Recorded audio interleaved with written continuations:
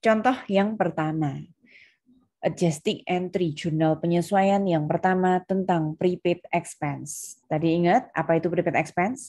Kita sudah bayar, sudah keluar uang cash, tapi kita belum menikmati jasa apa-apa. Contoh, kita mau sewa apartemen, sewa kos, bayar asuransi, pakai supplies, iklan. Nah, ini contoh-contohnya. Kita bahas satu-satu ya. Yang termasuk di kategori prepaid expense yang pertama, saya mau cerita tentang supplies. Supplies adalah perlengkapan alat tulis yang kurang dari 1 tahun. Contohnya alat tulis kurang dari 1 tahun kita pasti sudah beli lagi begitu ya. Tanggal 5 Oktober kita beli supplies supplies itu perlengkapan, bukan peralatan. 5 Oktober kita beli perlengkapan 2.500. Waktu 5 Oktober kita beli supplies secara tunai. Berarti jurnalnya apa teman-teman? Kalau beli supplies secara tunai. Apa jurnalnya? Membeli supplies secara tunai berarti jurnalnya adalah, teman-teman bisa lihat di sini ya. Membeli supplies secara tunai berarti debitnya supplies, kemudian kreditnya cash. Nah, tugas kita adalah membuat jurnal penyesuaiannya. Yang tadi supplies to cash-nya sudah kita buat di jurnal umum pertemuan sebelumnya.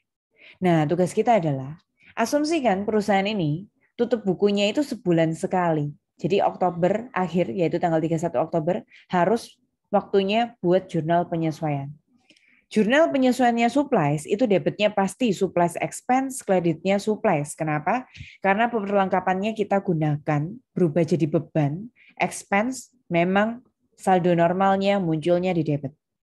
Supplies adalah salah satu bagian dari aset. Kita gunakan supplies, maka perlengkapan berkurang, aset berkurang di sebelah kredit. Yang dimasukkan di jurnal penyesuaian harus nominal perlengkapan supplies yang terpakai.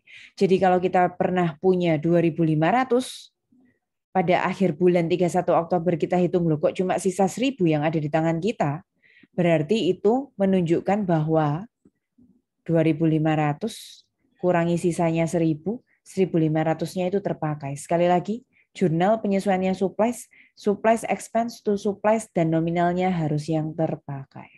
Ini namanya posting ya. Supplies-nya kan pertama bawaannya sudah ada 2.500 saldo awalannya. Gara-gara jurnal ini di kredit 1.500 loh jadi 1.000. Yang supplies expense muncul debit 1.500 ditutup ya hanya ada satu kejadian ya 1.500. Terus kalau kalian tanya, jurnal penyesuaian ini perlu membuat T-account yang baru enggak? Enggak ya, buku besarnya perusahaan itu satu, lanjutkan dari yang sebelum-sebelumnya itu dilanjutin selama-lamanya. Jadi saldonya supplies expense itu ikut sebelumnya. Nanti waktu kita belajar closing baru di sana saya ingatkan kalian, oh kalau ganti tahun, oh kalau ganti bulan, ada yang saldonya harus mulai dari nol, ada yang lanjut. Tapi kalau kalian tanya tentang jurnal penyesuaian, masih lanjut yang sebelumnya. Silakan dibaca dulu soal yang ini. Contoh berikutnya itu tentang prepaid insurance, prepaid rent. Di sini kebetulan contohnya asuransi. 4 Oktober kita bayar asuransi tentang asuransi kebakaran. Di sini kita bayar 600 untuk 1 tahun. Teman-teman hitung ya, bulanannya berapa ya kalau 600 untuk 1 tahun. Kita bayarnya mulai tanggal 4 Oktober, itu coverage-nya mulai 1 Oktober. Terus kemudian ya teman-teman, prepaid insurance itu, teman-teman waktu keluar uang 600-nya buat jurnalnya seperti ini. Aset yang belum kita nikmati namanya prepaid insurance bertambah, kemudian uang cash-nya berkurang senilai 600. Kalau kita langganan asuransi 600 buat 1 tahun alias 12 bulan, berarti per bulannya 600 dibagi 12 yaitu $50. Nah, sekali lagi, yang sebelah kiri itu jurnal umum yang kita buat pertemuan sebelumnya. Apa itu jurnal penyesuaian? Jurnal-jurnal yang perlu dibuat setiap akhir periode. Di sini kebetulan tutup bukunya bulanan. Oktober berarti akhir bulannya 31 Oktober. Hafalkan lagi. Jurnal penyesuaian untuk prepaid rent adalah debitnya rent expense, kreditnya prepaid rent. Rent expense normalnya selalu berada di debit. Kemudian prepaid rent, asetnya tadi waktu dibeli bertambah di debit, waktu digunakan Karena di jurnal penyesuaian itu nilainya harus yang terpakai, maka prepaid rent-nya berkurang, aset berkurang di sebelah kredit. Terpakainya baru 1 bulan. Dari 1 atau 4 Oktober tadi ke 31 Oktober kan 1 bulan. 1 bulannya tadi $50, berarti 1 bulan kali 50. Ada pertanyaan nggak sampai prepaid insurance? Nanti kalau prepaid rent tinggal teman-teman ganti rent expense to prepaid rent. Kalau tentang iklan tinggal diganti advertising expense to prepaid advertising dan seterusnya. Satu lagi yang bagian dari prepaid adalah depresiasi. Sempat saya singgung sebelumnya ya. Depresiasi itu jika kita punya aset tetap selain tanah, tanah itu tidak disusutkan. Selain tanah berarti building, bangunan, equipment, peralatan, furniture, komputer, mesin, kemudian vehicle, kendaraan, mobil, motor. Nah, itu harus disusutkan. Karena waktu kita beli, harganya katakanlah berapa ratus juta, kita tunggu pemakaian setahun, 2 tahun, 3 tahun, 4 tahun, pasti menurun begitu. Di akuntansi, konsep penyusutan untuk level pengantar akuntansi ini kalian nggak usah sibuk untuk menghitung angkanya. Untuk level lanjutannya, teman-teman nanti ditawarkan. Metode-metode penyusutan ada yang bagi rata, misalnya 400 juta mobilnya dipakai 4 tahun, nggak mau repot per tahun 100 jutaan menyusutnya gitu bisa. Ada juga nanti metode yang di awal besar, lama-lama mengecil nilai penyusutannya, itu macam-macam. Nah di sini teman-teman terima jadi aja. Dihitungkan 480 itu penyusutan per tahun, 12 bulan. Berarti per bulannya 480 dibagi 12 ya 40. Jurnal penyusutan gampang kok teman-teman. Pasti seperti ini. Apapun bendanya ya. Entah itu building, equipment, vehicle tadi. Debitnya depreciation expense, kreditnya accumulated depreciation. Ini sudah. Contoh yang ketiga ini saya juga catatkan ada di Excel. Jadi waktu kita miliki equipment-nya, equipment to cash kalau belinya secara tunai, setiap akhir periode, di sini kebetulan perusahaannya maunya bulanan, nah setiap akhir bulan kita melakukan jurnal penyesuaian, yaitu jurnal penyusutan. Tipe yang keempat, unearned revenue. Ini range dari kategori yang unearned revenue. Sudah terima uang cash tapi belum melakukan layaknya jasa kita belum berkorban apa-apa. Contohnya di perusahaan-perusahaan ini teman-teman. Perusahaan majalah ya misalnya. Kan nggak mungkin ya kita terbitkan majalah edisi bulan depannya lagi, tahun depannya lagi, sekarang kan nggak mungkin. Pasti langganan majalah, subscription-nya kita terima uangnya dulu sekarang. Tiket penerbangan, kita sebagai perusahaan maskapai penerbangannya kita terima uang cash-nya, tiket dulu, baru kemudian customer-nya terbang. Mungkin tiketnya dipesan untuk bulan kapan, tahun kapan, nah kan begitu teman-teman. Seperti contoh di sini kita perusahaan advertising, kita terima tanggal 2 Oktober 1.200 untuk jasa iklan yang akan diselesaikan sampai 31 Desember. Kita simak dulu jurnalnya yang ada di Excel. Ini lebih lengkap. Pertama waktu kita jadi perusahaan iklan, terima customer yang bayar di muka, debitnya cash, kreditnya unearned service revenue ya. Cash, aset, uang kas bertambah di sebelah debit. Unearned revenue itu hutang.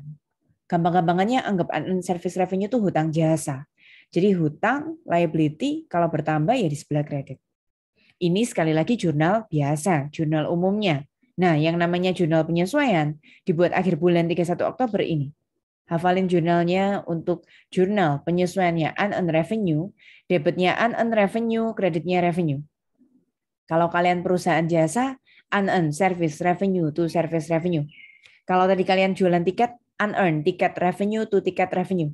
Kalau kalian perusahaan yang mewajibkan customer-nya berlangganan, unearned subscription revenue to subscription revenue, gitu bisa ya. Kata kuncinya unearned revenue to revenue. Sebesar yang sudah earn, yang sudah kita berkorban untuk customer, yang sudah kita layak untuk kita ngakui pendapatan, itu yang sudah kita lakukan berapa? Kalau tadi customer-nya kasih 1.200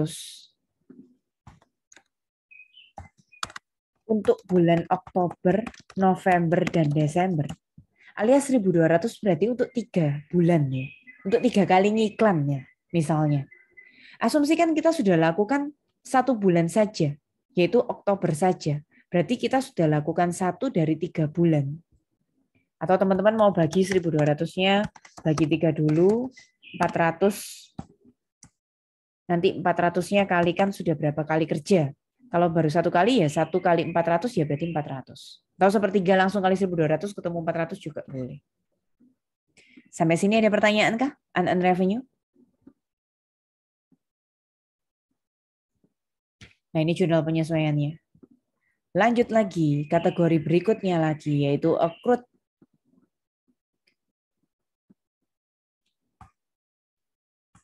revenue. Accrued revenue itu kita sudah kerja tapi kita belum terima uang cash.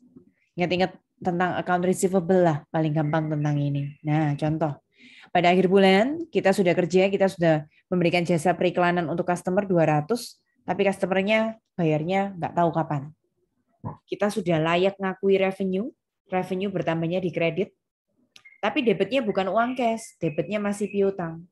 Piutang atau account receivable itu adalah aset bertambah di sebelah debit. Nilainya sebesar berapa sesuai dengan keterangan yang sudah kalian lakukan waktu akhir periode itu, teman-teman.